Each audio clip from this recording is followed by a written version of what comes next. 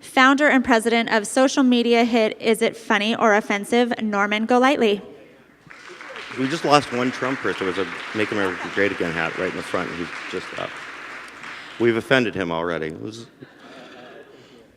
All right, so just to let you know who Is It Funny or Offensive is, we are a social media company about humor. We're curious about how people laugh, why they laugh, where things cross the line. Is there a line at all? And if so, who draws it?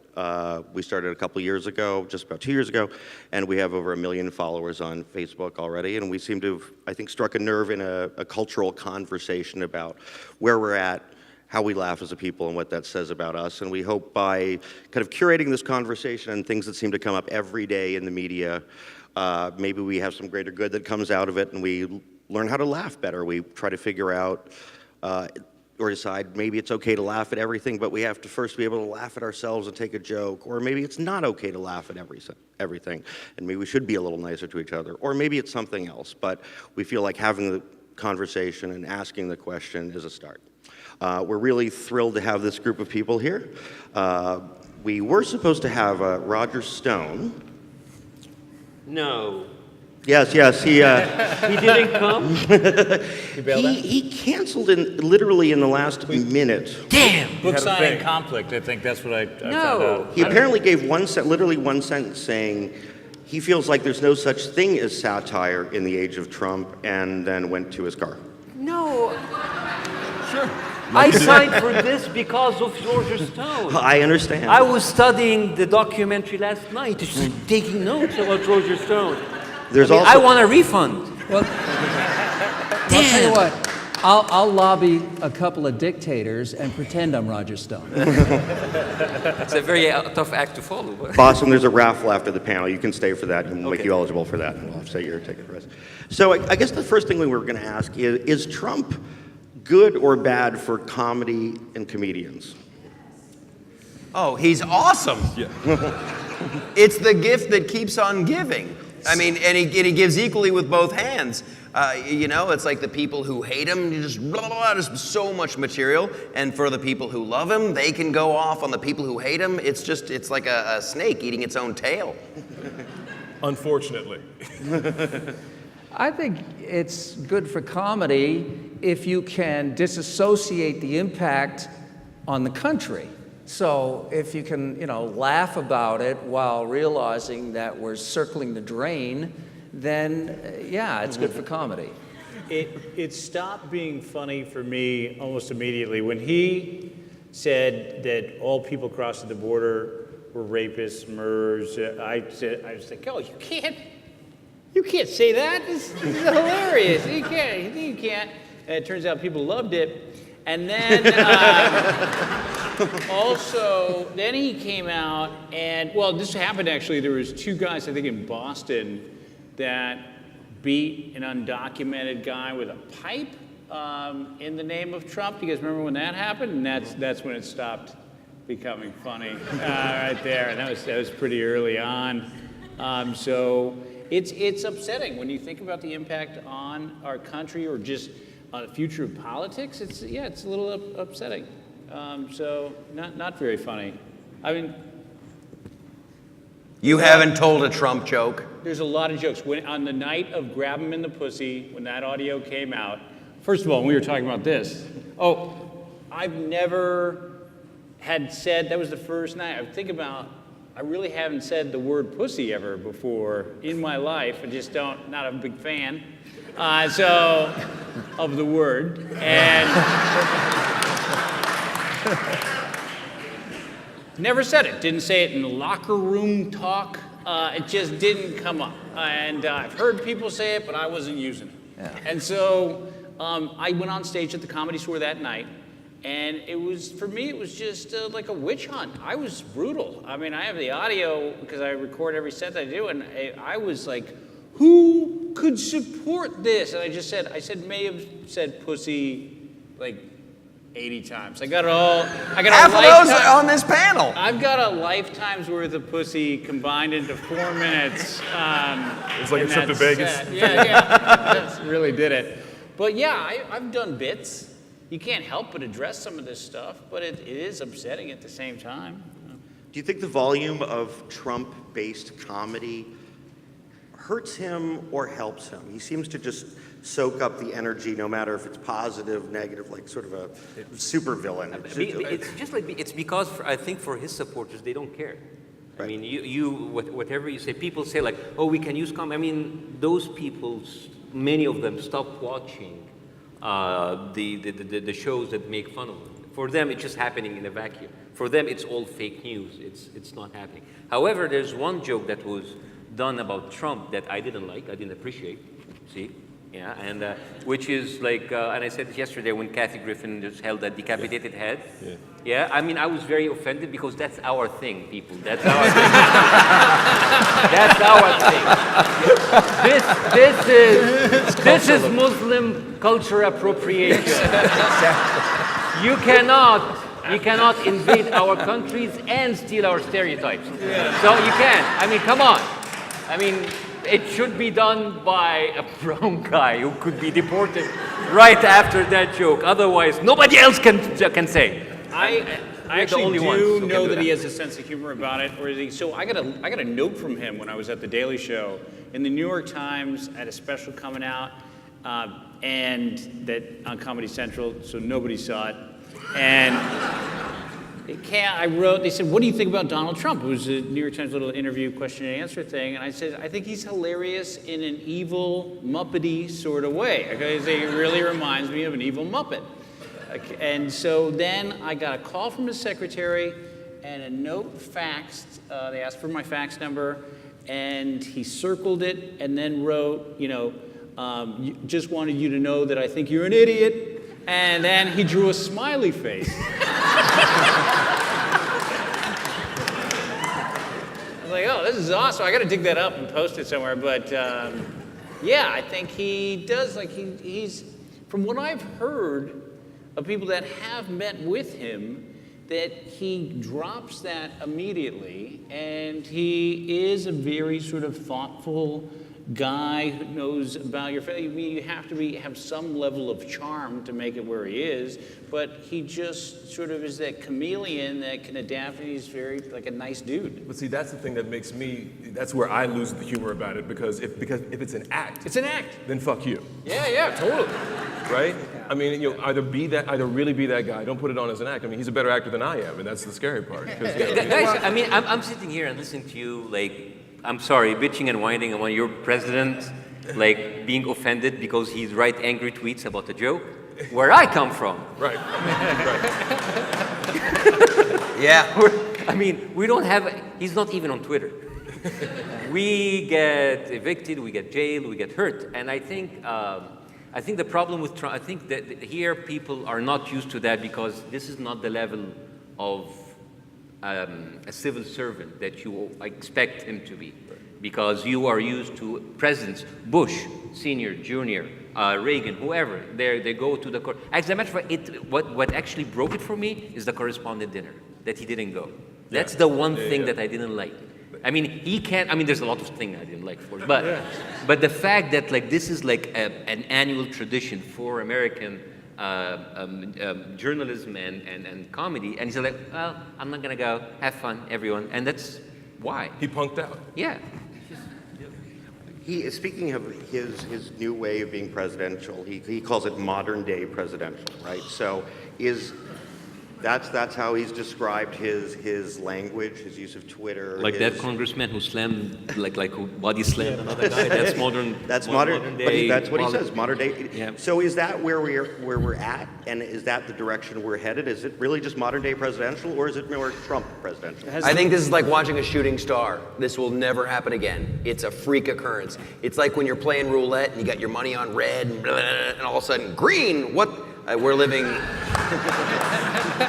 Yeah, and I don't think the problem isn't his use of Twitter as a technology. It's what he's tweeting. It's the content that's the problem, and the fact that he's a 71-year-old man that has no impulse control, and that's the problem. Is that whatever pops into his head at 3 in the morning is what pops up in the AP lead at 6 in the morning, and everybody then chews over it, and before you can digest that, you've got another one you got to eat.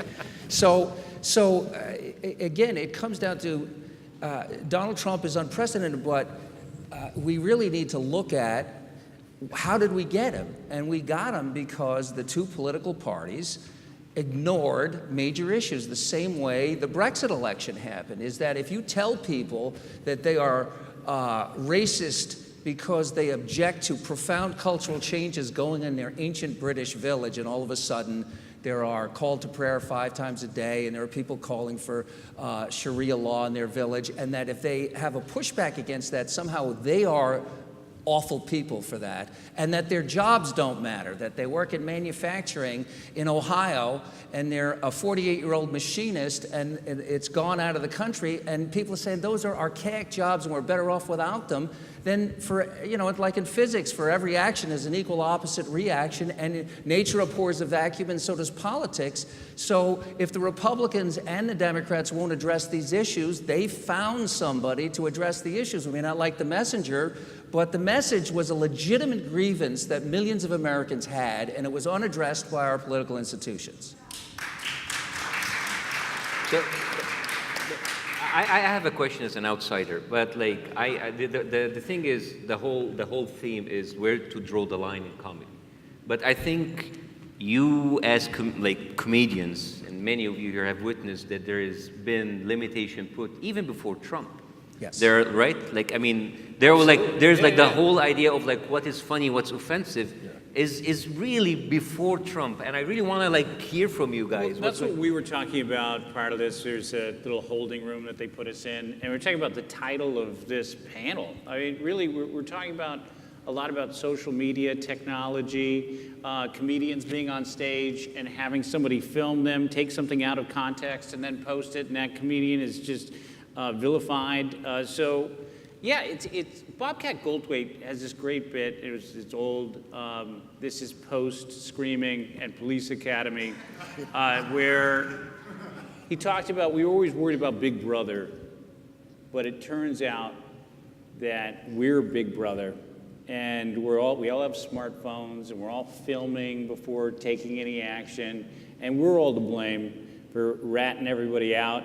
And my buddy, I told this story. He was in a crosswalk in New York, watched a woman with a child in the back of the car pull too far into the crosswalk. You know how you do that sometimes? You just you don't brake fast enough, and you end up in the middle of the crosswalk. And then some pedestrian got pissed and started really mad. He was a little crazy, started hitting her car. And then she said something, open window, and he walked up and punched her across the face. By the way, I'm sorry I did that. Yes, and that's why I bring it up. I still feel bad about it. Sitting right here, you overreacted. Yeah. So anyway, my buddy ran in, grabbed the guy, they threw him on the hood, and turned around for help, and there were 12 people with their phones up. And that's where we are. And we are filming and cutting and taking things out of context and posting, and everyone's like, yeah, technology is at play here as well. And you said there's many comedians who will not do the university circuit. Seinfeld and Chris Rock have just said that they're not doing. I stopped doing colleges a long time ago. A long time ago. I did some college in Montana, and they're like, it's a horrible gig. Noon, you're practically on a banquet, some kind of table in the cafeteria. It's just the worst. And they give you this ticket to get a free lunch. And so I'm loading up my little plate, and I'm just like, it's gonna be the worst show ever. And then the lady taking tickets, she's like, do you have your tickets? Tickets, please? Like this real hardcore, German. So I go on stage, and I'm like, hey, what's the deal with the lunch lady? What's the fing, sang, swing? Like doing and boy, not every German's a Nazi. And there was letters of complaint, and I'm like, okay, that's it, I'm out. You can't make fun of the Nazis? When you can't make fun of Nazis, I'm tapping out. It occurred to me a bunch of years ago, before Imus got in trouble himself, Don Imus had Senator Alphonse D'Amato of New York on, who went and did a stereotypical Asian, no ticky, no shirty kind of accent. And Imus was saying, Senator, you really want to say that? He was like, when Imus is the voice of caution, you're in trouble. But I bring that up because who doesn't laugh at the Muppets when the Swedish Chef comes on and goes, he doesn't actually use words, he just makes sounds, and everybody loves it, and it's adorable. But we've become so paranoid or so easily offended that we've lost the ability to just understand, look, we're not being racist when we make a sound like that. We're just enjoying the cultural difference. We're enjoying the cultural vive la différence. But what we do is when we're trying to force everybody into this beige center where you have to censor yourself. Nothing is funny anymore. Nothing's funny, and we rob each other of our humanity. And worse than that, what we do is, in my opinion, is put the hoods back on the Klansmen. Because it doesn't stop people from thinking evil thoughts. What it does is it just stops them from saying it publicly, and I'd rather know who hates me up front than find out covertly. Yeah. But I'm going to push back a little bit because there is a balance between funny sounds coming out of your mouth that are just funny and actually doing something that demeans that culture that they're coming from. You know, I say it with, an Indian wife and Blindian kids. Because, I mean, we're sitting there, I have a friend who, she's Chinese and the husband is Italian, and one time we walk in and the kid's going, and he's doing the eyes and the Chinese thing, and he's half Chinese. And so it was a moment where we started to say, do you have any idea what's happening here? Because it's all about, the issue is, I do agree that political correctness, the original intent was to just tell people, stop being a dick. Right. Don't be a dick. Yes, exactly. Right? Just don't be an idiot. But it becomes a spot where, I remember before Blackish even aired, there were people who were attacking it just for the name. Before, sight unseen. There's a show coming out, the next Game of Thrones is going to be Confederate. It's going to be, about the South. Acknowledge, it's fraught. There are a million ways to fuck up this show. Yeah. But nobody's seen a thing yet, and there's already outrage. And there's not a thing on paper yet. We're so wound up and wired and ready to swing because, and it's where the political correctness has gone so far.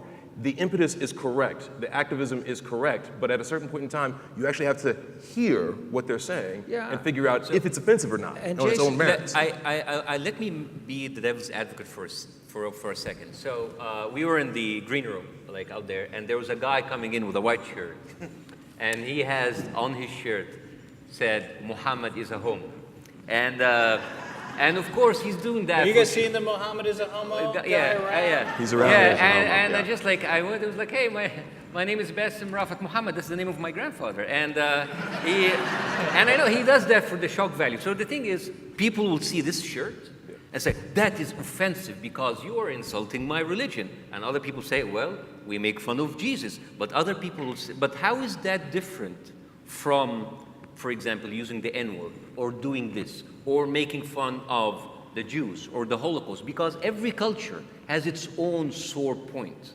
So it is very difficult. I mean, I'm looking for answers with you. It's a very thin line because what you might think is funny for a certain culture is totally offensive. So where do we have to be at the level of that culture or to be at our level, and what is funny anymore? Back when Michael Richards lost his shit on a couple of hecklers and dropped the What did he do? and dropped the N-bomb because they were heckling him and he wasn't prepared to handle it. I did a panel and got comedians of all different cultures, and to a person, every one of them said the number one failing that he had was that he wasn't funny.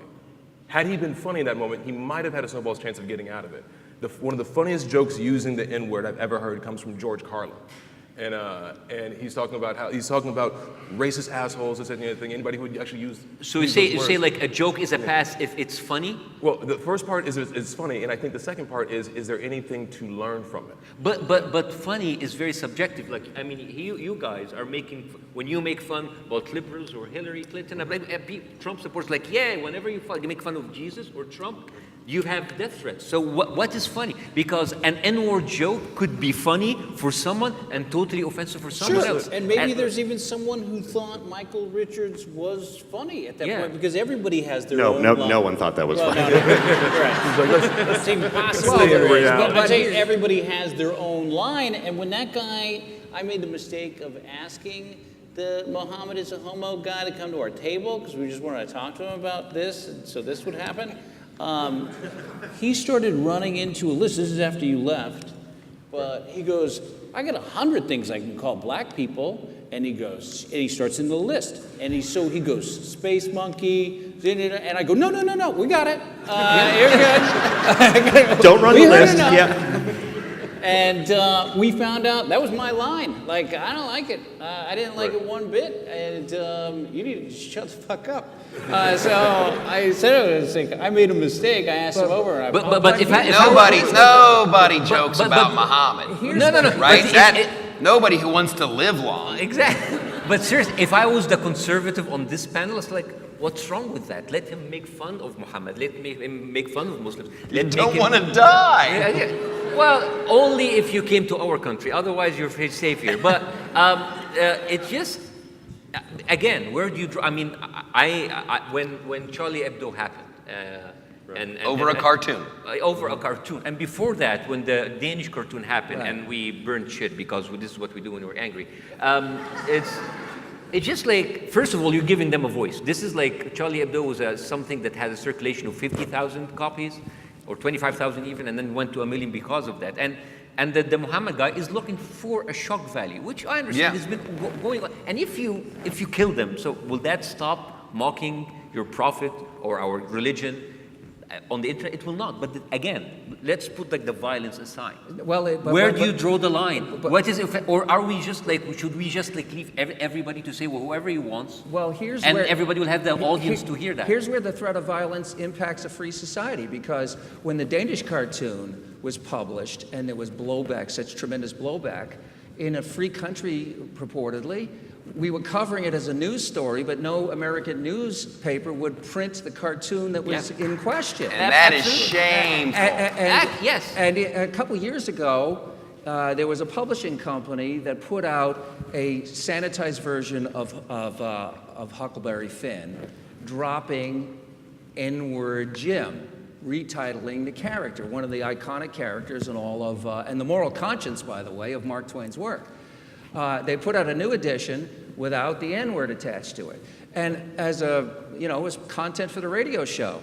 So when we're talking about it, I can't talk about a matter of public policy, a matter of cultural significance, using the language available to adults, not to use the N-word gratuitously or as an insult or as a pejorative, but to use it in the context of a public policy issue. But had I done it, I would have been fired on the spot by my employer. Yeah. Fired on the spot, instantly. But on your point, you said, I totally agree with you, because like if you cannot publish a cartoon to tell them what's going on, this is shameful because it's a free country. But now, if somebody decided to run a story using an N-word or anti-Semitic stuff, would that run? I mean, that's his opinion, or that's his joke. That's his. I mean, again, and I'm here. I'm looking for answers. Well, I'm not trying to impose anything. This has always been my interpretation of political, because I agree with Jason. I think that political correctness started as a repackaging of civility, of manners. Someone invites you to go over to have dinner at their house, and you hate the food, and at the end of the meal you say, it was awful and your wife is fat. I mean, there are, Jim Carrey did the movie, Liar, Liar, right? If we told the absolute unvarnished truth all the time, life would be untenable. So we put a patina of politeness over a lot of things to get through life. Like, for instance, I know you're sitting there and saying, look at that fucking jacket he's wearing. What the hell is the deal with that? And I appreciate that no one's been shouting out about it. But that's what we do in life. But there's a difference between the personal interaction of human beings and establishing public policies. In a free country, we should be able to say and go absolutely up to the line and occasionally fall across it. And I think Kathy Griffith did establish what that line is. But short of that, we're cutting our own throats if we start to criminalize humor. If we start to say, oh, you have the right to say it, but we'll just organize a boycott and destroy your career professionally. That's a mobocracy. I'm just glad he brought up the jacket because you got to look at this fucking thing. This is like satin. It's sort of like a white tuxedo You know, jacket. I still got 2 tables waiting for decaf in here. All you're missing is a black bow tie, and you'd be serving everyone here. So where did political correctness go wrong? I think we all agree that it's a good idea. That was always my definition. Don't be a dick. Like that's just what it should have been. Where did it go wrong to get us to the point we are now? I think people started to get attention. Look at me. Look how much I care. They're not even the offended party. They're like, listen, I'll be offended for you. That guy's I'll take care of this. And then it's, whoa, he does care. He's passionate. And then it became a big, look at me and look how much I care. When it became organized, for instance, you know, this is an Achilles heel. Just for the purpose of context, I'm a never Trump Republican. All right, I'm a shitty Republican, is what I basically am. So we get a couple claps in here. No, you know, no claps for basically that. is what that. I'm a party of. Okay. But I think that political correctness has been hung around the necks of progressives and liberals as their sort of code enforcement. The right has their own things that they want to censor. The flag burning, for instance, which is clearly political speech. I find it, if you burn the American flag, I think you're an asshole. But you have a right to be an asshole. It shouldn't be a crime to be an asshole. Or when Howard Stern was on terrestrial radio, there would be evangelists somewhere that would tell the congregation to write letters of protest to the FCC to get Howard Stern fired. And people who don't listen to the show are writing to get a guy fired, and they don't even listen to the show. And that I don't understand. It's the organization of censors that, to me, it's like witch burning. It's like going back to Salem. Now, it's interesting you say that, and also what, Michael, you said, where there are other groups being offended on behalf of a group that isn't their own. We've run into that all the time on our website and Facebook page, where a joke might be made to be at the expense of a gay person, and a straight person jumps in and says, no, you can't do that, and then a gay person replies, I'm gay and this is fucking funny. Like, let me be offended. It's my thing. I can decide for myself. You don't have to be offended for me. Is there anything that should be categorically off limits, a topic in humor that you just can't touch? Well, no. I just can tell you how I operate, and with the Kathy Griffin thing, like, I'd be really upset if somebody had a Barack Obama head, was covered in blood. I mean, that would be completely unacceptable for me. And so, therefore, I would never even consider doing that to any human being and having it up. I don't think it's funny at all. And it was upsetting. Yeah, it was just Plus, you're stealing our stereotypes. Yeah, that's right. Probably the best thing is that walk in somebody else's shoes. If you think, how would I feel if that was coming in my direction? If it was in the exact opposite thing. And the other part for me, I feel like making, and you can doesn't mean you should. You can do anything doesn't mean you should. For me, it's the thing that attacking somebody's choices, the statements they make, the actions they do. That's always game, because they chose to do that ridiculous shit, whatever it is. And I think that's most of what's been happening in this course's political last 18 months, is every day somebody's done some new stupid shit, and it's just fodder to go nuts on. But attacking somebody based on things they have no control over, the way you look, that sort of thing, you can, the sounds and that sort of thing, you can do it, but it's really sophomore, very, very preschool humor. It's like it's the lowest, brow, and you suddenly go, okay, you can do it, but seriously, But again, I mean, I think it should be left to whoever is listening to you. Yeah. Sure. If it is going to be like lower level of humor, it's going to be bad taste, you're going to have people listening to, maybe not many, or maybe many, but it's just like, I don't think that we have any kind of authority to say, like, this is where we draw the line. Because if you draw the line here, somebody else says, no, we draw it here. Right. No, There's no way, and there's no way actually to find out, right? Sorry. Oh, I just have a quick question for Michael. You have kids, I have kids. Yeah. So I make this mistake all the time. Is say we grew up. I've been doing comedy for 20 years in comedy clubs with comedians, saying some of the most horrible things you could possibly imagine to each other, and just fucking with people it's.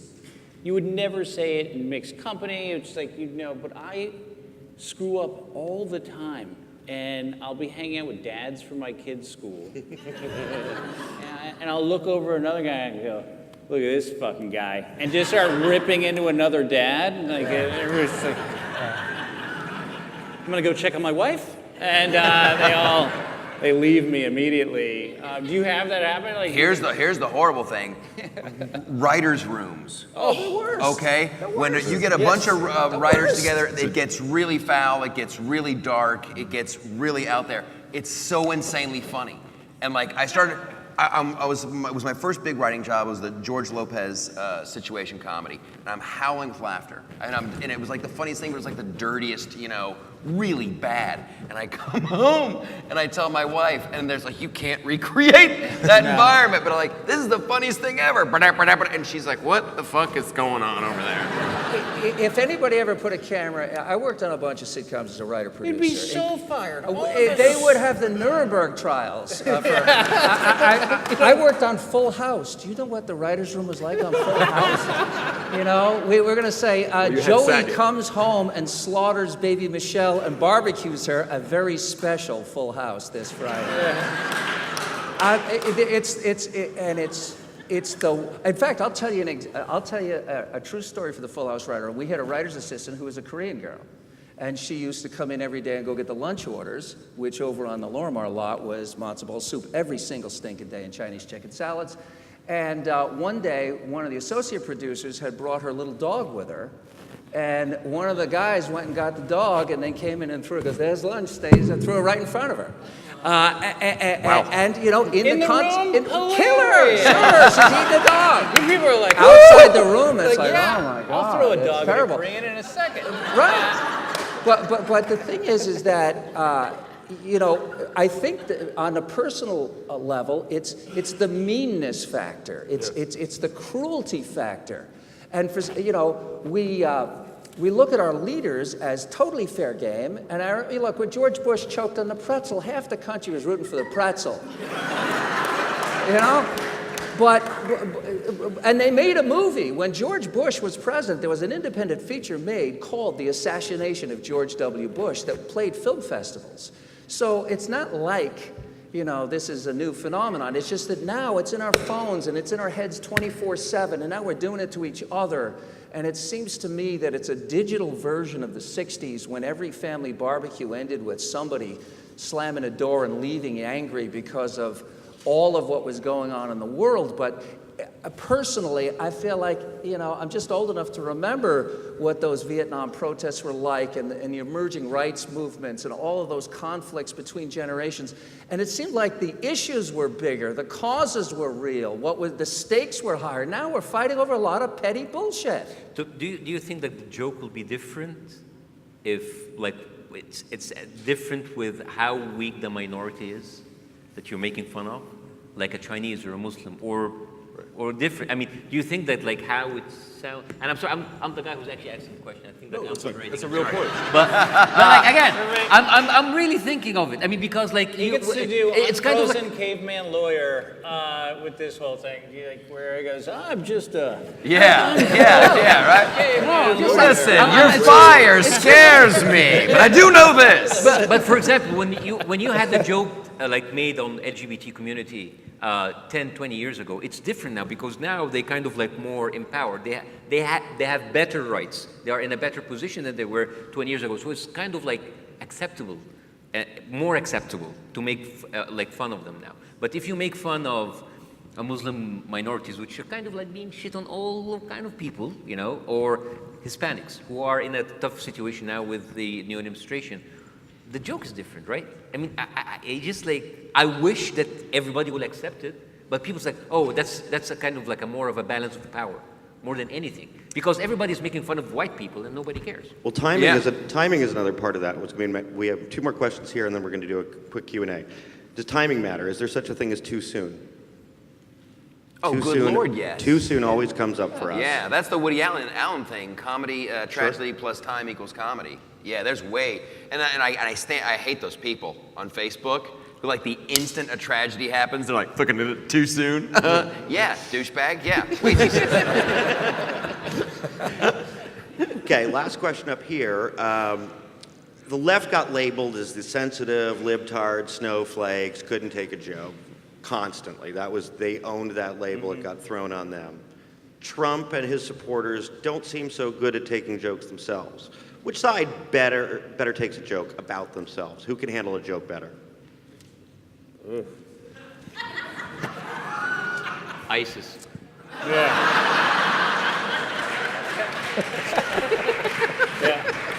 We're not going to top that. Let's go to the Q&A. Do you have any real answers on who can take a joke better? I don't think anybody's taking jokes well right now. I really don't. I think that, they want to joke amongst themselves about their enemies, but they don't want to take any return fire.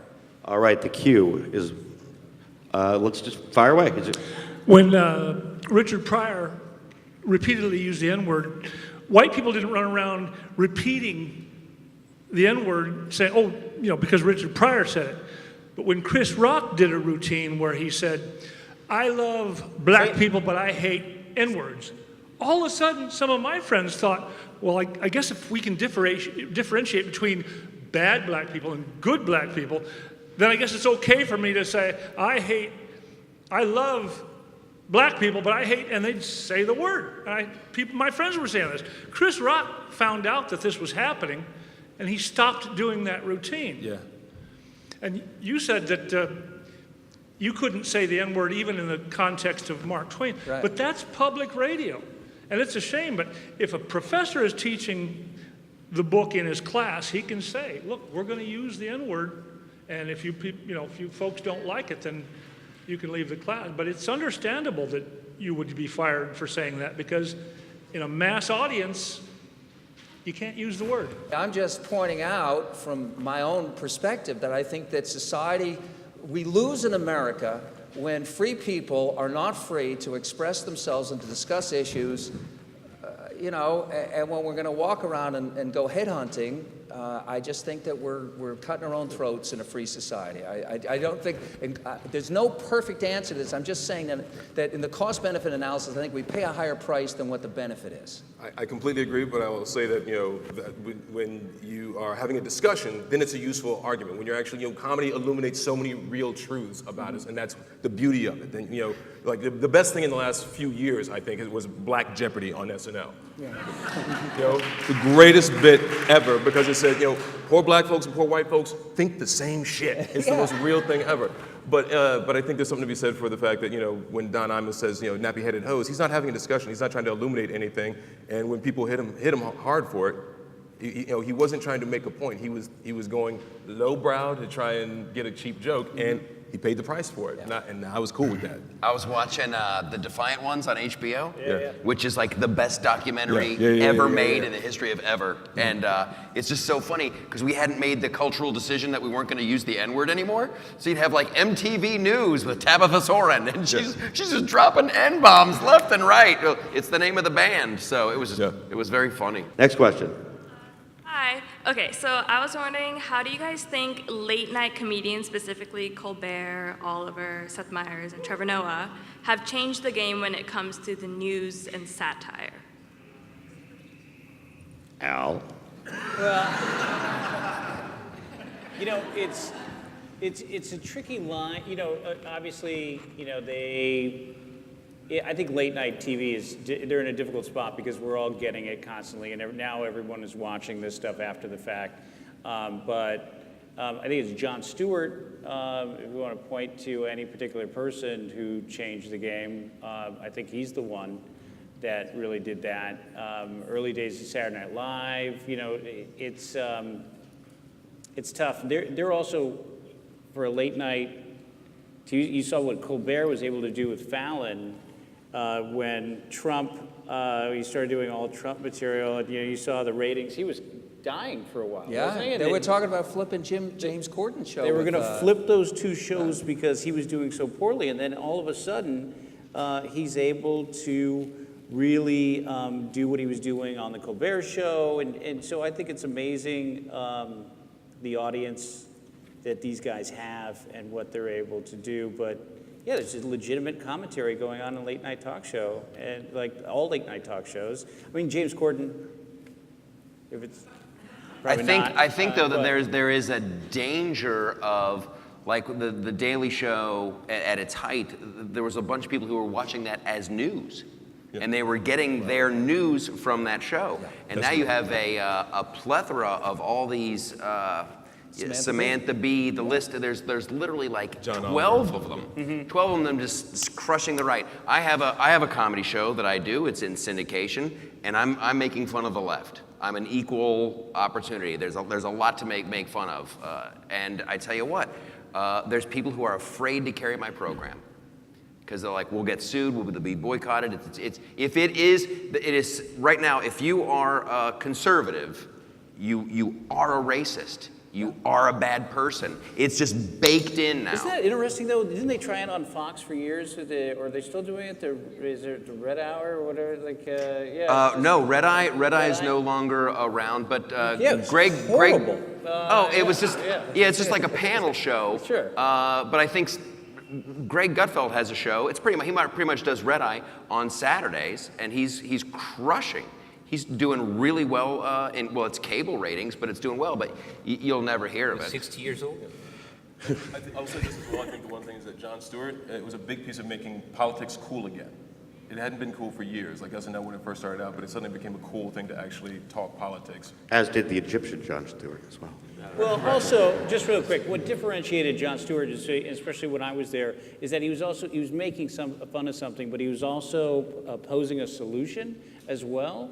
And so I don't see that a lot right now. Maybe with Colbert, but I don't really see anybody else doing that, and that's what made Jon unique. Yeah. He said. Well, also remember that Jimmy Kimmel and Fallon also paid a price because they had Trump on the show during the campaign, and they were civil to him. And they took a lot of heat because they weren't resisting. They were, quote unquote, legitimizing him because they treated him as if he was any other guest that they had on the show. And that was, that's a bizarre phenomenon that, with all of my objections to Donald Trump, there is such a ridiculous double standard. When Barack Obama was president, he virtually lived on Ellen DeGeneres. He was doing interviews with Glowzilla. He was, there was no media person that wouldn't fawn on him. He had acolytes. The Correspondents' Dinner was a love festival. But this guy has so polarized people and so radicalized the opposition that it's not a loyal opposition. They brand themselves as the resistance. And that's a different line. We haven't seen the opposition party as the resistance since the late 1850s, when we went to civil war. And we are flirting. I don't want to get too hyperbolic, but I am concerned about this because when we lose the ability to talk to each other, we lose the ability to stay together as a country because Amen. The country is a compromise. The Constitution's a compromise document. And we have to be able to talk to each other in order to maintain that. Okay, I'm getting the wrap-up sign soon, so we're going to allow 2 more questions, 2 quickies. Hi, thank you all for being here. I'm very sorry for all of the people who left. I'm very sorry. Sorry. I go to USC, and it really sucks to hear that great comedians like Seinfeld and Chris Rock won't do colleges anymore, because I think still a majority of college students want to see that stuff. And I think we're being kind of stuffed by people on our campuses, and I'm not going to say that I'm some sort of free speech, say whatever you want. I'm a pretty liberal guy, but there's people on campus that are stuffing us from having these comedians, and they're afraid to come because of a minority of students. So I guess kind of a question to you is, I guess I want to learn more about what made you finally decide to not do colleges anymore, because I think it would benefit us to see the whole show instead of just hearing that you're not going to come. This guy was offended. He wasn't German. He was offended for her.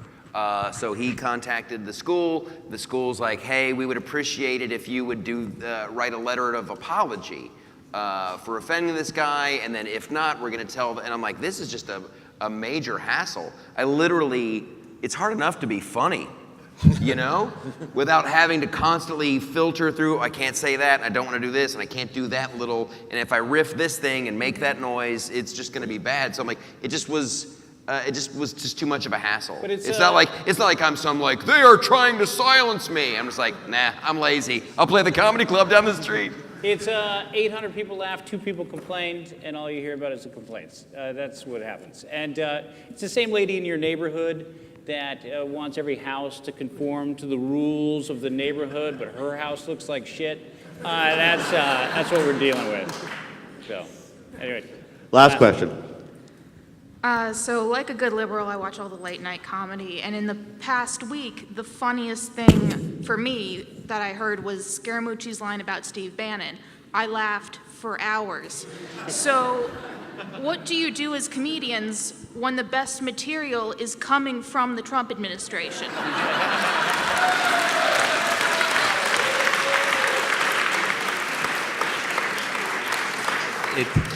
It is very hard. We had this problem in Egypt where actually the politics there were kind of like, we would have the videos like, we can't top that. And we would just like play the video and just like, I have nothing. And maybe this is actually the best thing that you can do. It's like, this is like that, because politics are not meant to be that ridiculous or funny. I don't know, this is, what do you think, Al?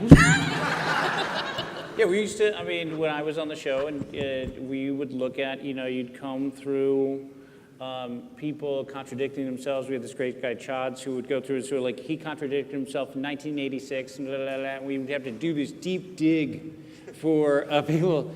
It's just such a shallow layer at this point. It's right in front of you. So it's, yeah, you're right. It's just sitting there. And so, yeah, there's plenty of jokes to be made, but again, this is how we started the whole panel.